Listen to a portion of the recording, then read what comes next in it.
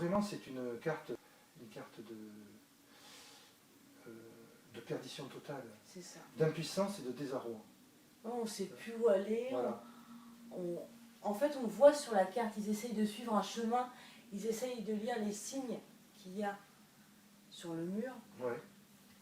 Et même s'ils lisent les signes, ils n'arrivent pas forcément bien à les interpréter parce qu'à chaque fois, ils reviennent au même point. Et sur cette flamme-là, ils sont complètement disloqués. En fait, c'est comme si la personne, elle était divisée.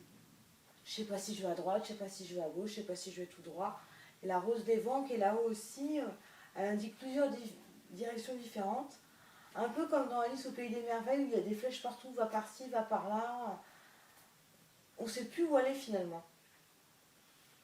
L'escargot, tu sais ce qu'il vient faire ou pas? L'escargot... Non. Je le vois pas. Il est là à droite. Il avance lentement. Ah oui, il avance lentement. Ouais, je ne sais pas si c'est la peine d'en parler. L'escargot, il avance. T'as vu qu'il y a une espèce de visage avec un nez ici? Ouais, le nez et la bouche, c'est la clé. Ah oui, la bouche, c'est la clé. Le labyrinthe franc, il est jamais sûr de lui, quoi. C'est oui, c'est non, je sais pas où je vais. C'est saoulant, c'est clair que... les gens comme ça qui sont complètement disloqués, ils savent pas aller à droite, à gauche. Mais vas-y, mon coco, prends la direction, quoi. Et même si tu te plantes, c'est pas grave.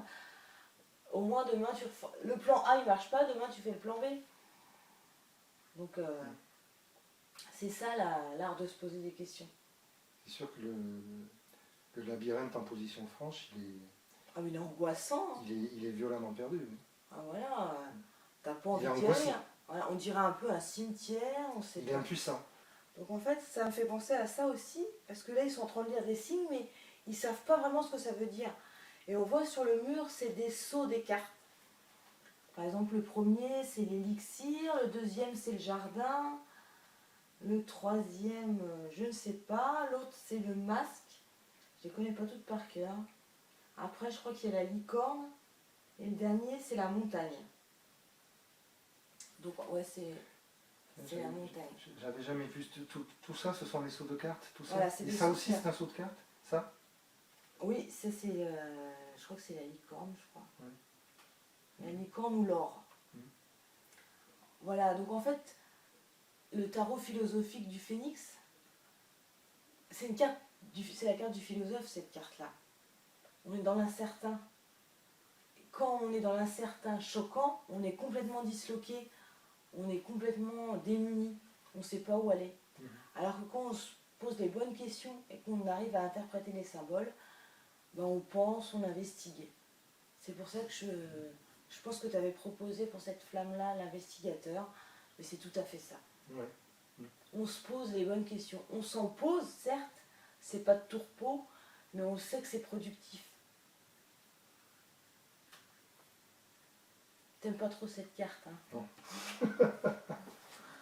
Moi je l'aime bien parce que justement ça me fait penser au cerveau, à tous les méandres qu'on a dans la tête. Et parfois, à force de se poser trop de questions, on ne trouve pas l'issue. Donc parfois, il faut vraiment aller droit au but. Et puis se dire, ça peut être marrant d'être perdu. Parce que quand on va dans un labyrinthe, en fait, de son propre chef, c'est pour s'amuser.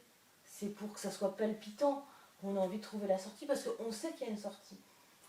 Quand il est franc, là on se demande, comme on revient tout le temps au point de départ, qu'on se pose mille et une questions, on n'arrive pas à avoir la réponse, on ne trouve pas la clé, là on en a ras-le-bol, on est complètement perdu et parfois on baisse les bras. Alors que quand on prend le questionnement comme un jeu, le labyrinthe fou, ça peut être un jeu aussi, il est charmant. En fait, on se dit la sortie elle est où? On rigole, on se pose des questions, parce qu'on sait qu'il y a une sortie. On sait qu'on n'est pas enfermé. Donc à tout moment, on sait qu'on va y arriver. Donc c'est ça qui est charmant dans le labyrinthe fou. Je n'ai pas l'air de te convaincre. Je suis pas trop d'accord. Ah bah vas-y. Donc,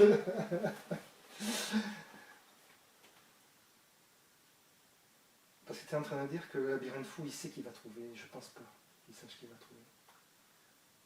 Il sait qu'il va trouver une réponse, pas la réponse. Ah, oui. Oui, Voilà. il va trouver une petite réponse Voilà. qui va l'aider à aller Voilà. un peu plus loin. Ouais, ou alors la réponse du jour, et peut-être que la réponse de demain, ce ne sera pas la même. Ouais. Mais au moins, il fait un choix. Mhm. Il se dit, bah, ma réponse aujourd'hui, c'est ça. Donc c'est pour ça que on philosophe en se posant des questions.